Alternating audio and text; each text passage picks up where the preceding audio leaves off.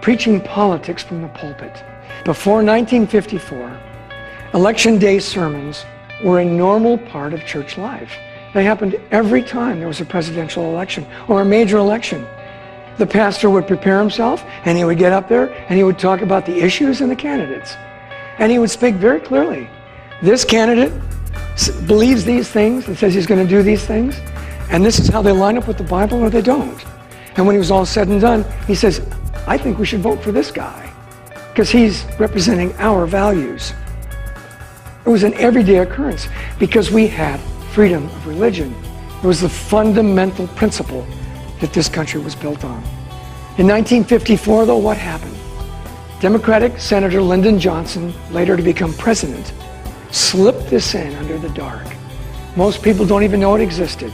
But in 1954, he was able to pass a law amending the IRS tax code, threatening that nonprofits could lose their tax deductions if they spoke out on politics. Since 1954, how many churches have lost their tax-exempt status for endorsing a candidate from their pulpit? Zero. None. Why?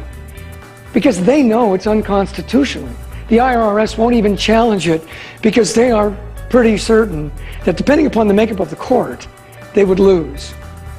Churches, though, unfortunately, were intimidated and they stopped speaking up. And that became the habit from 1954 on. Once again, it's considered to be blatantly unconstitutional. From 1954 to the present, no church has ever lost its tax-exempt status for endorsing or opposing political candidates.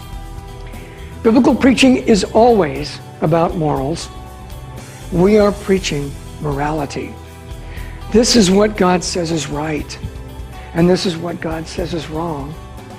And this is the result if you do wrong, and this is the result if you do right. It's continually teaching morality because we are born with a bent to go against the grain of what God says is right. Biblical preaching is always about morals. Government is the application of morals. It was the passionate preaching from the pulpits of early America that led to the nation that we have now. The greatest nation by far the world has ever seen. The only nation that is based upon the concept that all of our rights come from God and not from man. A nation truly under God. And it was created because of the passion of the preaching of the pulpits.